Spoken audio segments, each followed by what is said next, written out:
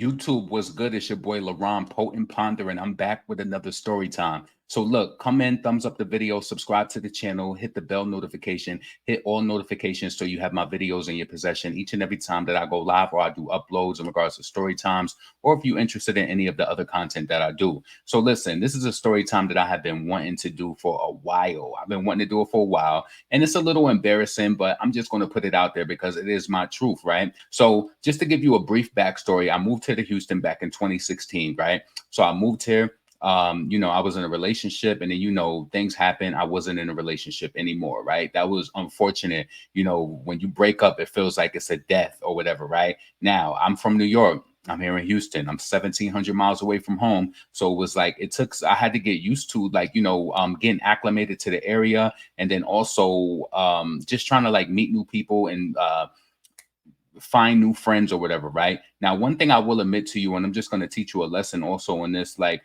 I was kind of, I don't want to say I was naive, but I'm 41 now. I was 33 then, right? So that was 8 years ago, right? But when I had met up with a person, we met at like 2 o'clock in the morning, right? And I went to their place, right?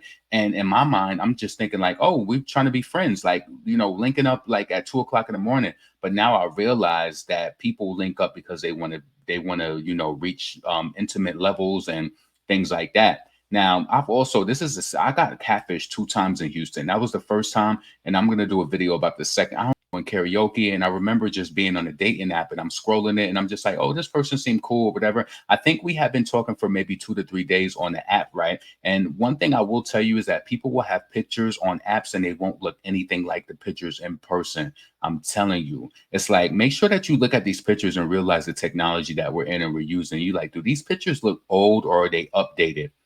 Whatever, right? So I'm speaking, I'm like, oh, they look cool, they look decent. I promise you, I was not going over there in the mind frame to have sex. I didn't even have condoms or anything. And I'm the type of person, I bring my own because I don't know what you've been doing or whatever the case may be, right? There were so many things that happened within this catfish situation. It was just is madness, right? So I'm at the karaoke event. And they're like, "Oh, come hang out or whatever." Now, me not having no family here, just moved here. I was here for probably at that time, probably about 4 or 5 months, right? And just trying to meet new people and build my own network and build my own people who I know, right? So the first thing that happened was, they send the address and I get there, right? When I arrive at the apartment complex, I never forget it. Was it in the southwest side of Houston? It was in the southwest, but it was North Highway 6, but still considered southwest. It was still like in that area. But when I got there, yo, people would look away in their photos and they will do certain things to contort the way that they look. But I'm telling you, when I got there, the person was not what they presented in the photos. They looked like it was almost like they looked like a bell pepper. They were huge. And there's nothing against this. And I say this not in regards to trying to like shame anybody for their weight or anything like that. But I think that if you are going to meet a person and you know that you are top little and big bottom, I think that you should at least send them photos to let them know, like, hey, this is what I look like, so that when you get there, it's not, shocking and alarming or whatever the case may be, right? So when I got there, that was the first thing. And I said, dang, I got catfished, right? Ah, man. But I still wasn't mean about it because I'm just like, maybe this would be a good friend or whatever the case may be. So, go up in the apartment and sat down on the couch. Then when we started having conversation, I started to see that like all of the teeth, like a lot of the teeth, I ain't gonna say all of them, but a lot of the teeth in this person's mouth was rotted. Like, so that was another thing. I was just like, damn. And then, I'm like, dang, like, still not trying to judge or anything like that. So that was another thing. Then it was just like repeated cigarette smoke. Like they kept smoking cigarettes back to back. I just remember trying to watch TV. And I think at that time it was Annabelle, because I never forget that. It was the Annabelle movie on, right? So we just watching TV. They got close to me next on the couch and was just like, I want to kiss. And I'm just like, well, I don't kiss people who I don't know. I was being a complete dick.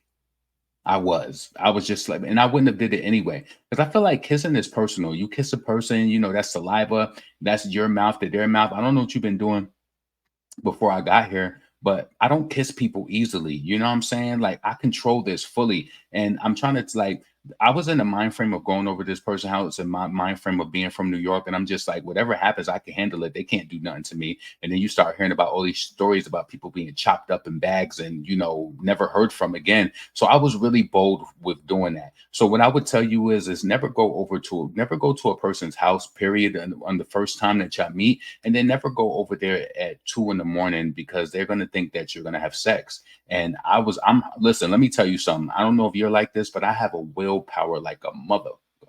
I got a crazy willpower. I can like you. I can be attracted to you. I could even flirt with you, but we not going to have sex. We not going to because I got to verify information. We got to make sure blood work is right. We got to make sure certain things are right before we even take that step.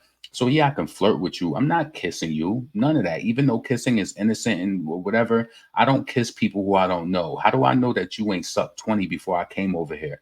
You know what I'm saying? And this is just how you getting down. Number one, you already lied to me based on your appearance, and that's not right. And then it's like in your photos, of course, a person is not going to take photos with their teeth looking all rotten and whatever the case may be. But yeah, that was a huge turnoff. Then you chain smoking cigarettes back to back. I think the person ended up telling me also within that communication we were talking because we were just trying to get to, just filling the person out like, oh, how long you been here? I think they're from Detroit. I'm like, how long you been there? And I told them how I just got there going through my relationship woes or whatever, right? So yeah, so that was that. And I think they told me that they had epilepsy or whatever. And being that they had epilepsy, that wasn't a breaking point or whatever, because you're still a human being and you didn't ask to have epilepsy or whatever, right? So then it was approaching, like, I got there like 2 something, 2:30, whatever, and then it was approaching like 4 o'clock. So I'm like, oh, I want to use the bathroom before I leave. So they were just like, oh, I want you to stay, or whatever, right? So I'm thinking about it and I'm just like, same, being ignorant in my mind, like, I'm from New York. What's going to happen to me? Like, I will go ham in this apartment. Ain't nothing going to happen to me, right? And I know that I am leaving out details, but it is what it is. But so I'm just like, oh, let me use the bathroom. Yo, just the fact that a person would let you use their bathroom with it being in a disarray and funk and dirty like that, let me tell you something. I'm gonna be completely honest with you, and you're gonna think that I'm so trifling. I went and used this bathroom. That bathroom was so dirty that I peed in the sink.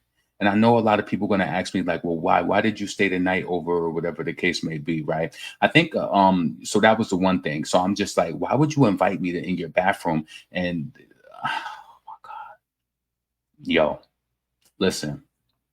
So then the bathroom was connected to the bedroom. So the bedroom wasn't in bad shape or anything like that. I didn't see any roaches or whatever, so that would have definitely sent me flying. I would have just left, right? So the bedroom wasn't bad. The only thing about the bedroom was there were a lot of clothes, like, how like it looked like somebody about to do laundry, but they probably ain't doing laundry, and that's just how it looked. It was just a lot of like clutter everywhere, and I was just like, so you wanted me to stay the night here, and you got all of this going on in the bedroom. Why didn't you at least try to clean this up and tell me to wait in the living room while you got all of this together? You ain't even take 20. You could have took 20 to 30 minutes to clean that bathroom up. You had it was so much stuff all over the sink. I know that y'all gonna say something about me saying how I defecated in the sink or whatever, but yeah, um,